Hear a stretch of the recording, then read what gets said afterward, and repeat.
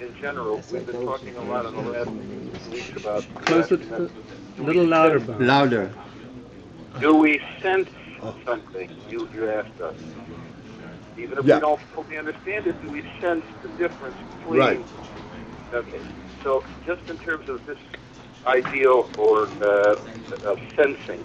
So in the Hayom Yom, the last few days, there were a few of them where the translation at least uses the word sensing, like in the Hayom Yom about the different types of hisbonenus.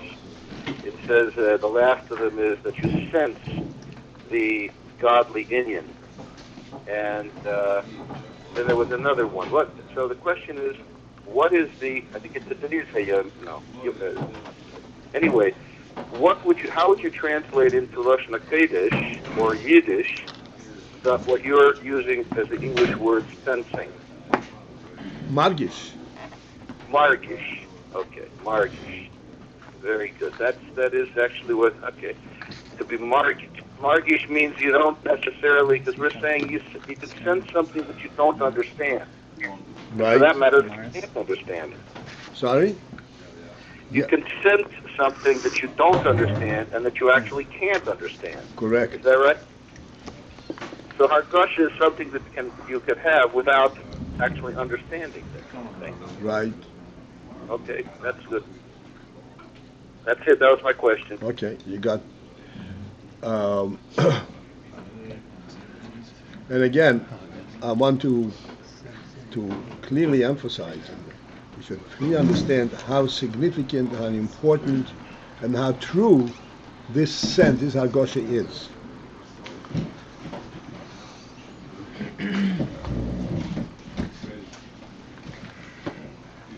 Perhaps I would just step out for a moment and explain where that hargsha comes from. This is nothing new to us, but we don't realize it because we see everything through our bodies, and therefore when you say I sense something and I don't understand, it seems like I have not really done my homework.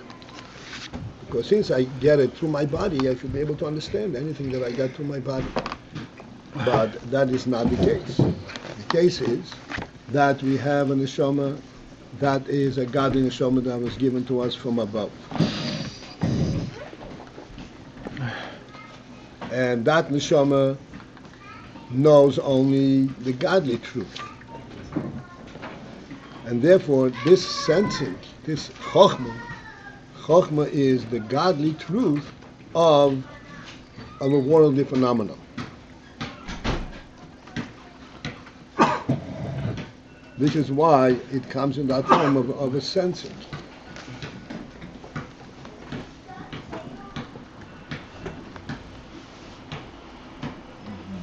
Because in fact, in the world, like we say all the time, just using one of our examples, light is not a physical phenomenon. Even though there is this explanation, whatever there's an energy traveling and so forth, but there is a purity of life per se that we experience sight without any involvement. This is not a worldly thing. The reason that we have that is, in fact, because the world is a godly creation, and its fundamental presence. What gives it a presence? Not the world. God gives it a presence. This is why we're able to see things without having to touch them. In effect, if you want to put it into words, how this actually works, I see because God tells me, I want you to see it. It's like a godly command. See it. Just like everything was created by command. There is not a physical experience of that sight. So this is the sense of inyan, because we're pointing out that we sense in Chochmah a certain truth that there is not, for which there is not a tangible element.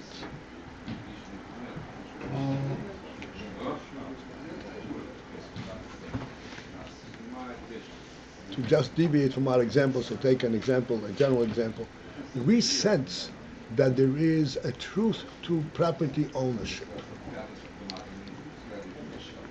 How is that where is that in the physical world? In physical. Where is that in the physical world? In the physical world, if you have private ownership, you have to stand there on guard with a gun and protect your property, like the lion protects the street. But we all sense that's not true. And if somebody goes and takes somebody else's property, he is violating the godly truth.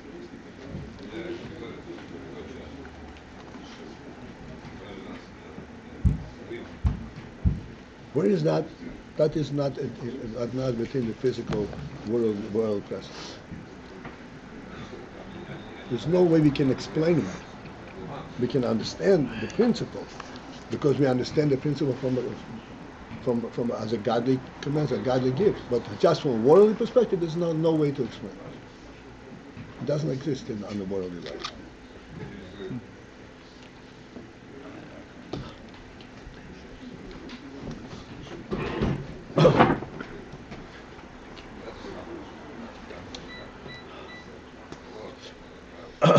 So we are Samach Tes, and this would be 7 lines from the top.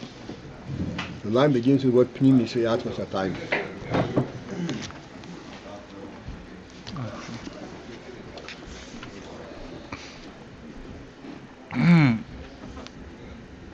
So we are discussing for quite some time the principle of bechirah,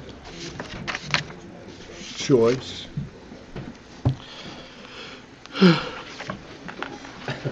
And ultimately, we are saying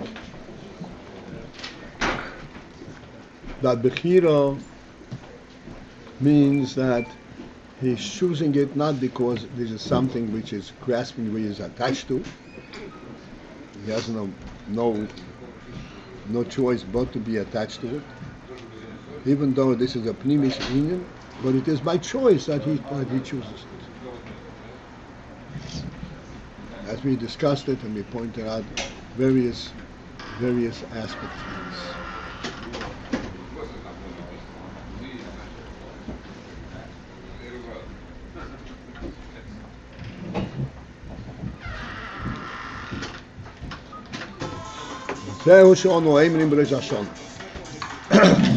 That explains what we say on Rosh Hashanah. Koidem Tkiyas Shefar. Right before Tkiyas Shefar, we say Yivchar Lono es Nachal Husein. Yivchar Lono, he will choose for us Nachal Husein, our inheritance.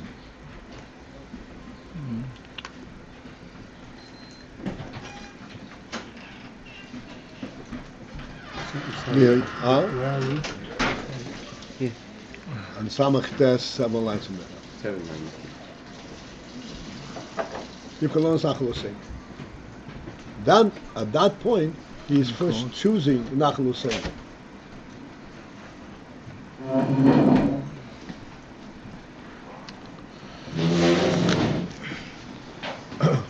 Lihiyois de Rosh Hashanah. Since that in Rosh Hashanah, Ho'aliyo hi b'bchinas reimus ho'atzmus mamash. On Rosh Hashanah, the entire worldly phenomenon rises back up in the reimus ho'atzmus itself. Therefore,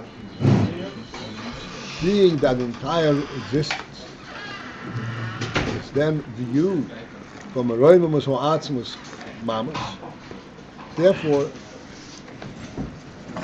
the principle of the Jewish neshama, of the Jewish presence, is in the form of a bechirah.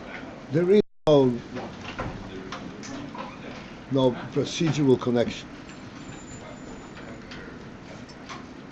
we are, so to speak, an unknown entity there.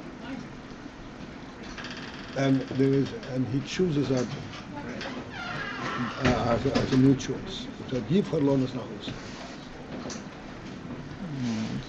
Because at Rosh Hashanah, he goes back to the Atzim Mamash. The Inyan. This is the Inyan that on Rosh Hashanah, says in Mitzvah, we say, HaMelech HaKodesh.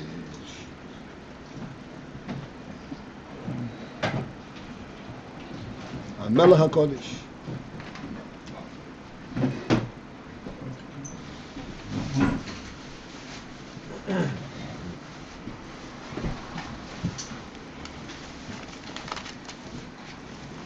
Melech HaKodesh is a little bit of it's a paradox. Kodesh means remote and removed. Melech, on the other hand, Melech means that which is manifest. The presence of the king, this is the Melech.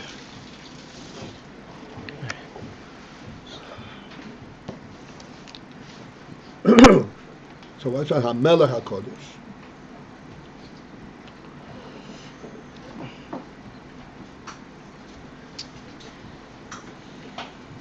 So what it means is, let's see the words inside. Hainu, it means Shekodesh Umuvdo, that he is remote, Gam Mibchinas Atana Goatzim, even from that which is called Taina Goatzim. In other words, this in Melech HaKodesh is not referring to being Malchus on a practical level, on a manifest and external level. Malchus within the Atzmos itself. And he is Kodesh Umuvdol even from the Oineg HaAtzma. And as we said, just as a Melech in this case would be a remote moshel, but we have to understand.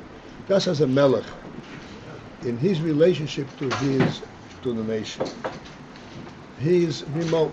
He's removed. He's in a category all by himself, and nothing touches him directly. How does he get there?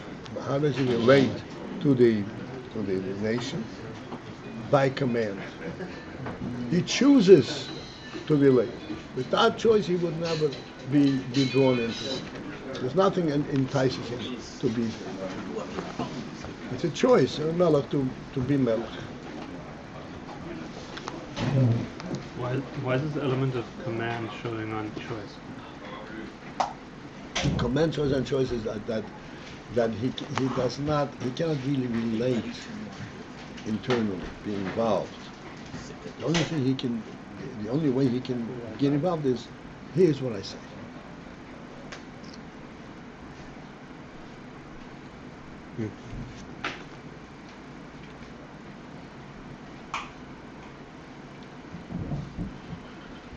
So, just as in a melech on the lower level, where he actually relates to the people, it is in this remote manner. It is by choice. There is a melech HaKodesh. There is a melech on the highest level in Atzmos itself, where Atzmos chooses that which is in Taina Goatzim. He is not limited, is not bound by accepting Taina Goatzim, but he chooses the union from Taina Goatzim as a Melech HaKodesh.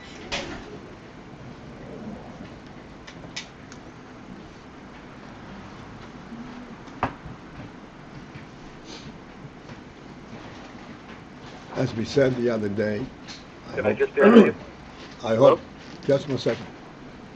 Again, we are saying things that are extremely subtle, extremely remote. And I hope people will understand to what extent this is. We can think about it and can understand it, and not go beyond that. The question of the godly presence and non-presence, he chooses to be present. That's a godly presence. It's not a presence that's imperative. The kind of reality is that he can not present. When we said that he is present, that is choice.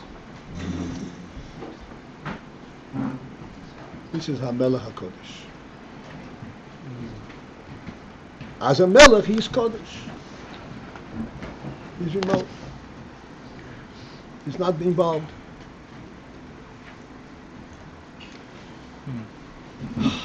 It's like two. Isn't there like two opposites? Yes. Can I ask my question now? Yeah. So this bechirah is coming from higher than Ratzon pnimit v'tainach atzmi. Right. He's This choosing. bechirah, He's choosing that which is his tainach pnimit. yeah, but that's not because it's signic pnimi. The principle of choice, the power of choice, is beyond that. Right. The tainach pnimit is what he's choosing. It's not why he's choosing it. Right. The power of choice is in Atzmus itself. As I said, the principle of the power of choice is at that level where he chooses to be or not to be.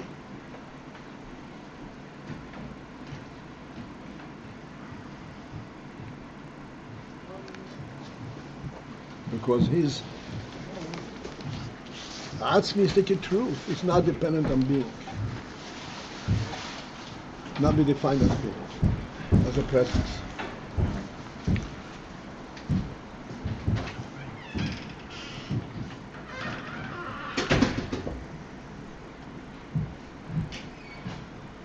Okay.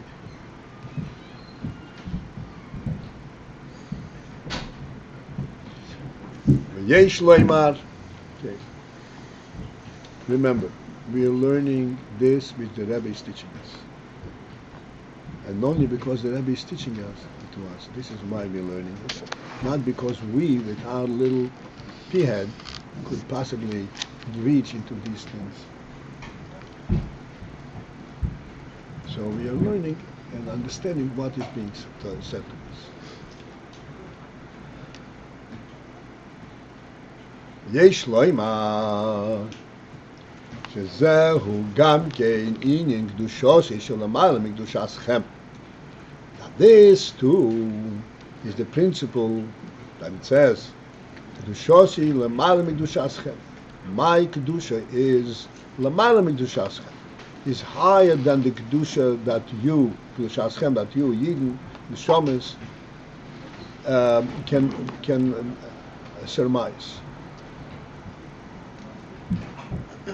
Because kedushaschem begins at the point of presence, and kedushaschem does not. Kedushaschem does not begin at the point of presence. L'maala mikdushaschem. The whole phenomenon of presence is by choice.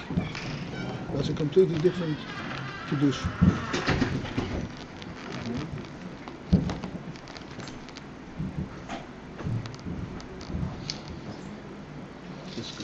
There is this the discussion that the Gemara gives about Iyov.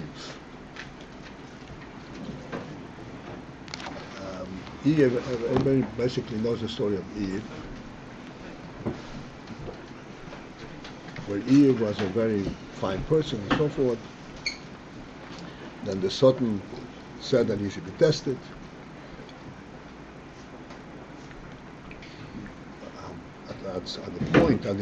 At the lowest point that he was brought, when he was full of he was inflicted with leprosy, and he lost his entire possession, he lost his whole family. So Iyov said, the Gemara is interpreting certain psukim in Tanakh, that Iyov said to Meirushin that perhaps the Ruach Se'orah, a strong wind, a strong storm has passed by, and it confused you, and it transpositioned the letters from Iyov to Oyev. Iyov means his name, Oyev means an enemy. And you read my name as an enemy, but I was never your enemy. So you mistook who you're looking at. How did it happen? You got confused through Siyora, whatever it is. So the Gemara said, so the Rebbe responded to him. Various things. He says that two snowflakes, as they're coming down from the sky, each snowflake has its own path, and should they collide in mid-air, this will be Chochmah, and I am carrying each snowflake, and I don't get confused between one snowflake and another. So these 4 snowflakes, I didn't get confused between Eiv and Oyev. I got confused. Okay, so this is the answer the Rebbe should give to you. Now, which Gemara is this in? this is in Baba Basra, the best I can recall.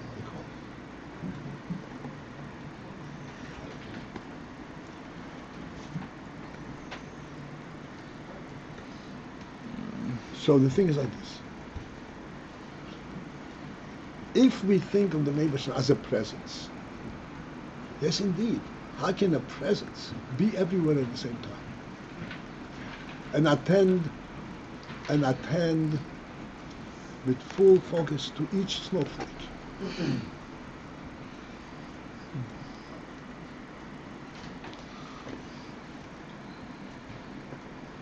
It's a genius. It's a huge. But a present cannot be in all. There's thousands and millions of snowflakes coming down at the same time. Where are you? Are you here or are you there? We, from our perspective, once we were learning in Ater, we pointed to find a question. You remember that? When you stand Shemoneh. Is he listening to me? What? Yeah, is he listening to me? Is he listening to him? Yeah, are you sharing God with your neighbor? Or are you talking to God completely? Is he completely yours?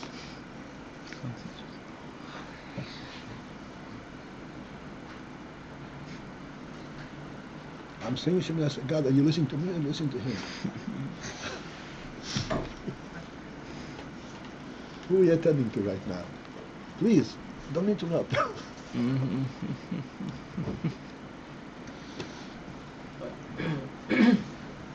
Okay, somehow we have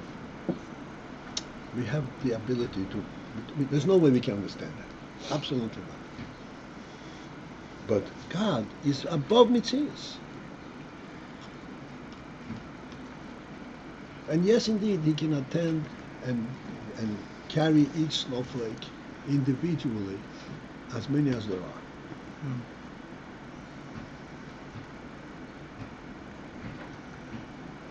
This is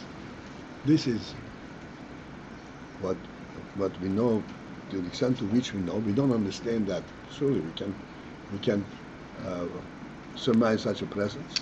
But this is the way to God. There is no worldly parameters to understand God. Zero. And what we're saying is the principle of choice, of presence, is a choice.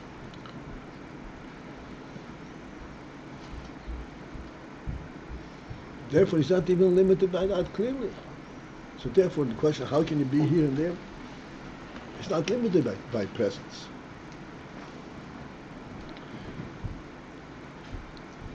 Just wanted to bring us in so we get a sense what this is about. I don't understand completely this point. Are we saying that he's omnipresent is itself a non-presence? Right, he's omnipresent because his presence is a non-presence. So then when we're with him and he's completely attending to each and every one of us in tefillah, this is a non-presence that's attending to us? Right. It is from the non-presence level, he chooses to be present. He chooses to be present with each and every single individual. That's correct. Yes. You're saying that on the level of presence, these things are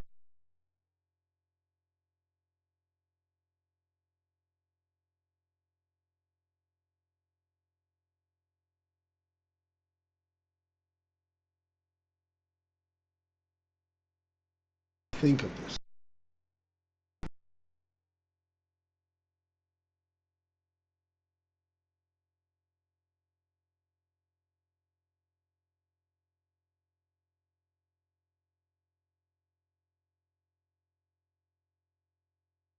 news.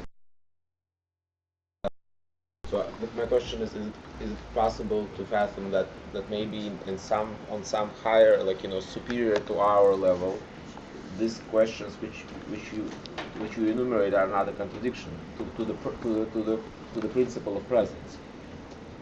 You understand what I'm saying?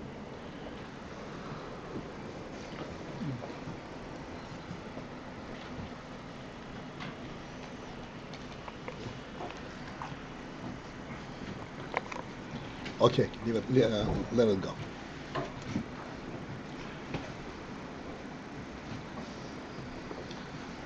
Okay, וצורך hier ממה שכוסו בליקוד תירה, וברמס לשבא שבוסי. In Likud Tira, Shabbat Shabbos, בעניין יוהה קומייני, there is a different take over there, and the from the Chassidus, the Maimon Chassidus. Okay, all of the Vakshim Sheyivchar Lon. This is why we are asking Sheyivchar Lon, that he should make the choice in us, because actually the whole thing is above the whole mitzvahs. Mamshich im zeh, and this in of this bechirah we bring down alidei hashefer, through the shefer. Shehu inyan kabbalasei malchusa yisborach. What is the from shefer?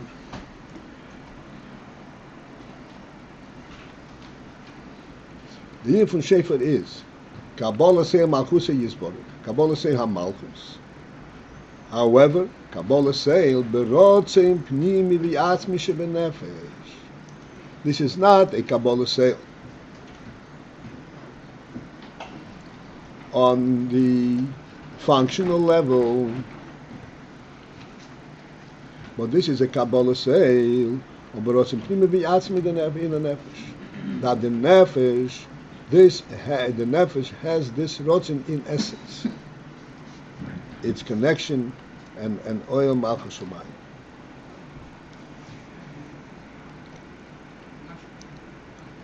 That the pnimis and etzem hanefesh is not to be an entity unto itself, but the pnimis and what's hanefesh is to be a kabel oil malchus umayim. This is the expression of shefer. How is this expressed in shefer?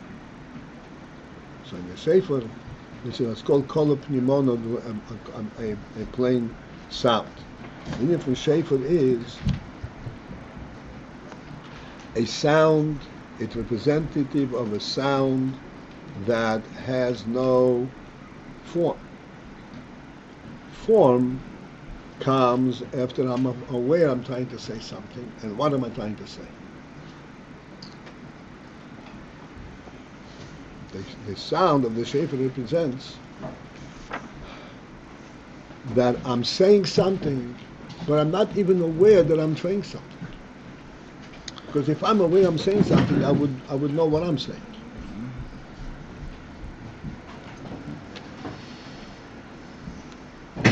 This is the kol pnimon of the nefesh.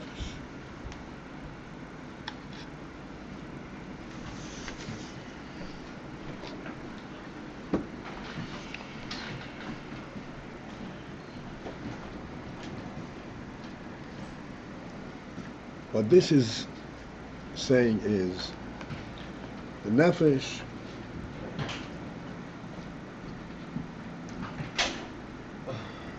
is rooted and represents the pnimit and atzmos elokus. But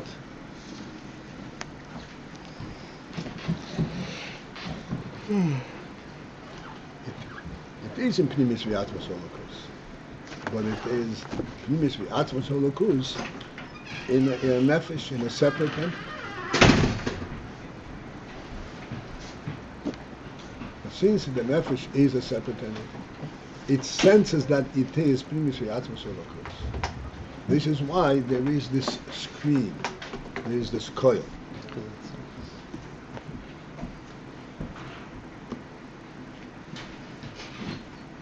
The coil is telling you what I am. I am pnimit v'atzmos elokus. When it is completely bound up in one thing with elokus, you don't have to say it. That you don't have to say it. There's nothing to say. There's nobody to say it to. But when in the nefesh, the nefesh is in a, so to speak, in a level, in a presence. The nefesh is a presence, and in this presence, is recognizing that really what he's bound up is with non-presence.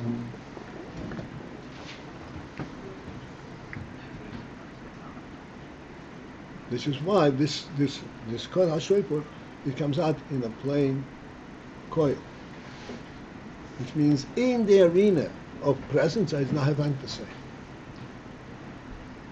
I can't describe it because I'm really bound up with something completely outside, above it. So within the world of presence, how do you describe? What is the reaction coming from non-presence? A coil shape.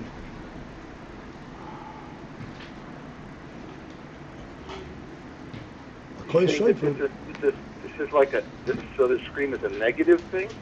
No. I don't want to be here, separated from my true essence, what I'm bound up with?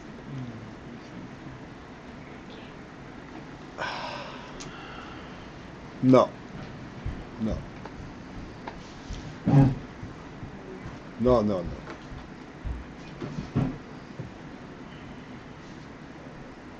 The coil shofar, so the scream is not out of pain, even though there is any from Meitzah Korosi, but the scream is not expressing the pain. The scream is expressing the truth of who I am, of my desire.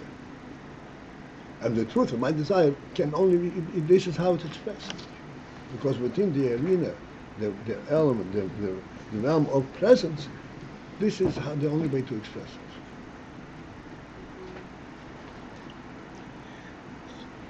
Beyond being. This is the question. The koi shofar, in other words, just to attend to your question, these are. I wish we would go beyond these questions. There is no negativity in the nefesh. The nefesh is never devoid of godly awareness.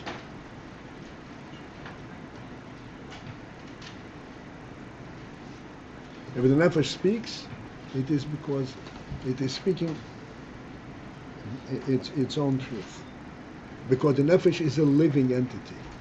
A living entity is saying what it is.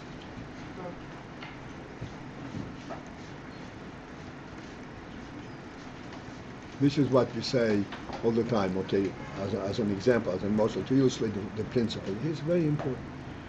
What is day and what is night? Night is the negative presence. Day is a positive presence. This positive presence is not, as we perceive it, as a precarious existence. In other words, because you bring light, therefore there is no. No. There's a fundamental reality in day.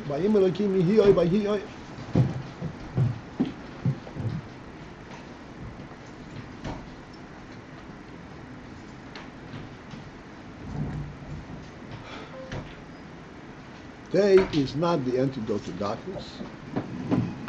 Day is a reality on par with darkness, but it's a positive aspect of it. Therefore, it's constantly speaking. Hello? There's day. Night speaks, says nothing.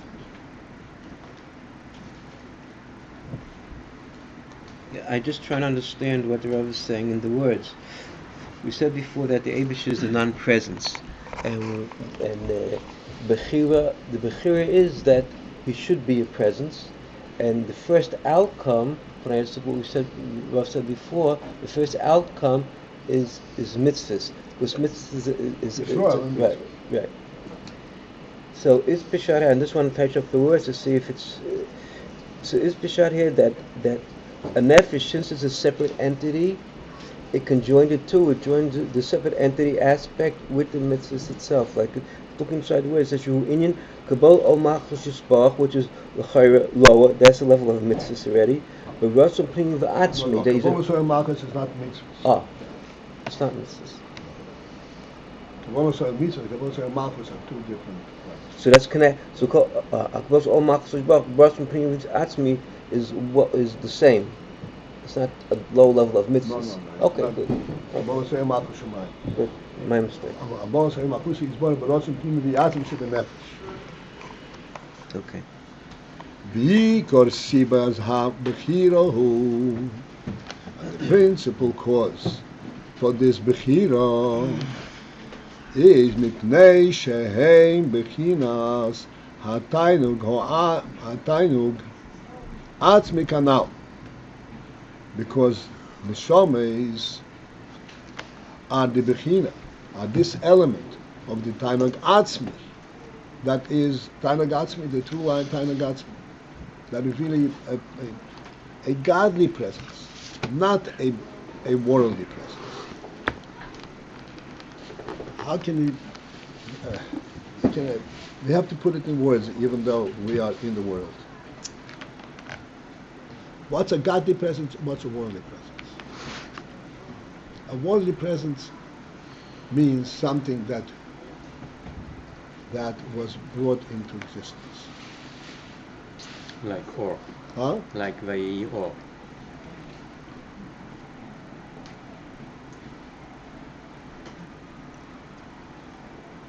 Like sunlight deflected from the book. Something that is not in a sense. A godly presence is an inherent truth. The godly presence.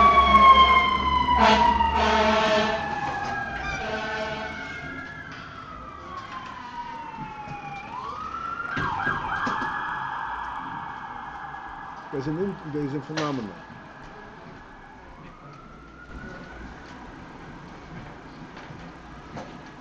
A human being, we always say a human being is a godly creation, is an essence. Is a really an essence, an atzmi. We all know that a human being, we've all seen it, a human being lives 120 years, and then he does not live anymore. And then we take his body and we bury it in the ground.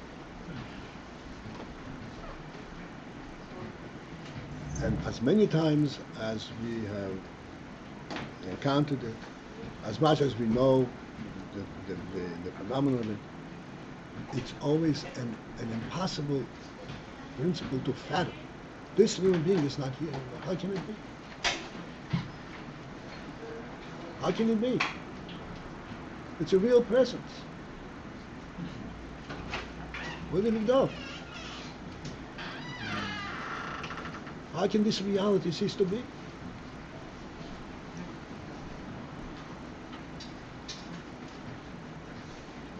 Okay.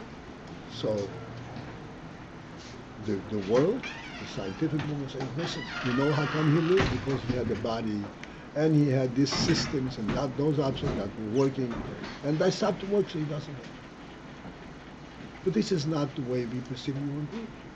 We don't perceive human being as a result of the blood flow and the air flow and all that. We perceive an entity that God said, you are a living entity. He hold him nefesh chai. like you say the other day, that by Hashem formed his body, and then he blew into his nostrils a soul of life. And then at the end it says, an interesting thing, by he Adam nefesh chai. What is that about? By he Adam nefesh chai. What is that? What is that creation? He very created. He put a soul into a body. That's a human being. But he Adam nefesh chai means that God decreed that he be a creation. And this is what we are seeing. We're not seeing a soul in a body. We're not seeing a heart pumping or a brain flow. We don't see any of that. We see a real presence that lives, that is a real presence, so to speak, a godly presence, an indestructible presence. Even if it happens, we can't fathom its absence.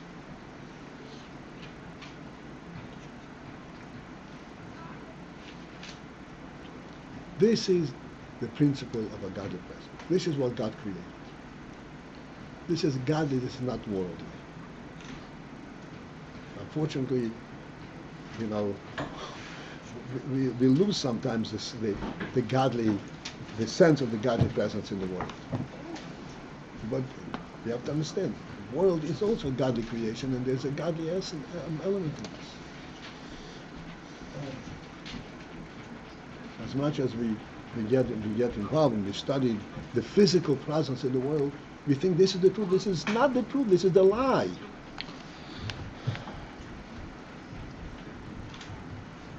It's not a lie if it serves the spirit.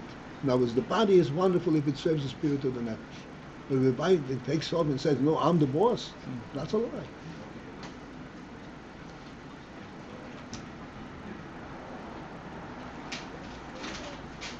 At that level, the nefesh, there is only life. There's no negativity there.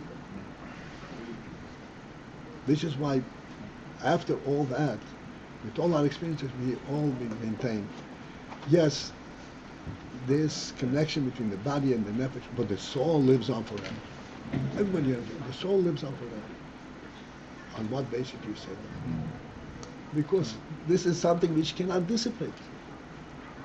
This is a godly reality.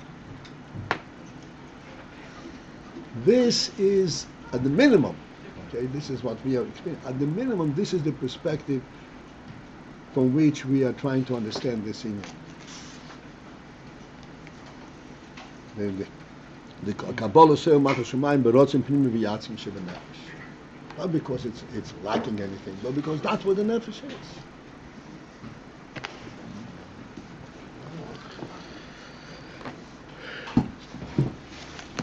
is. This nefesh is not that the nefesh contemplates and figures this is a better choice. It pays to be on the inside than to be outside. That's not, there's no cheshbonos in that.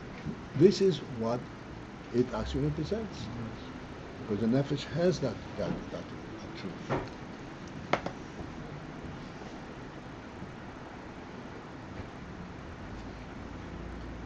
Okay, there's much to speak about this, but I think that we have enough because this is not the first time we are exposed to this.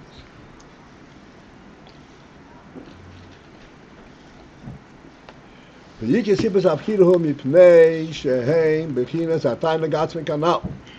the principal cause for the bechirah that he chooses them is because they are the bechirah of Atayna Gatzmi.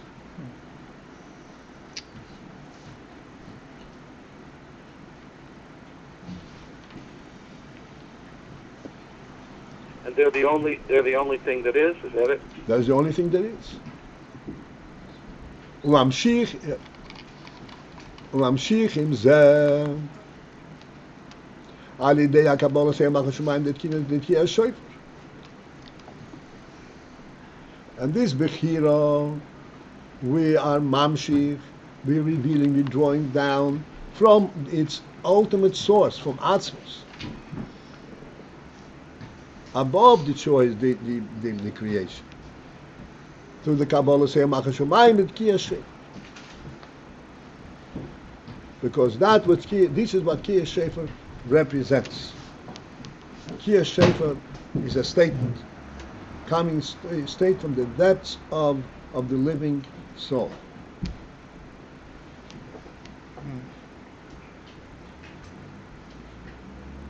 I don't want to be an entity unto myself. I want to have the melech. That is what makes me into an entity.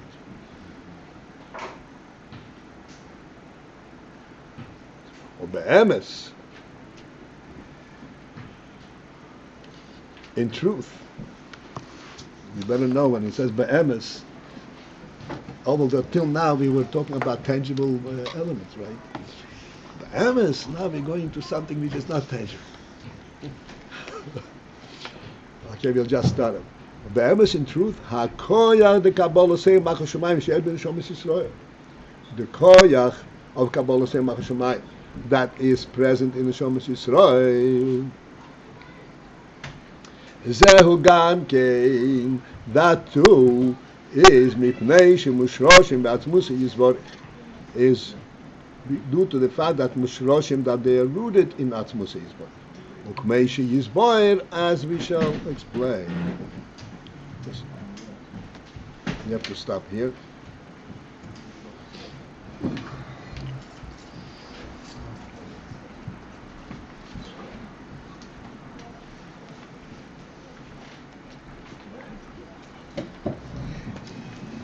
Aren't they? Ay, ay, ay.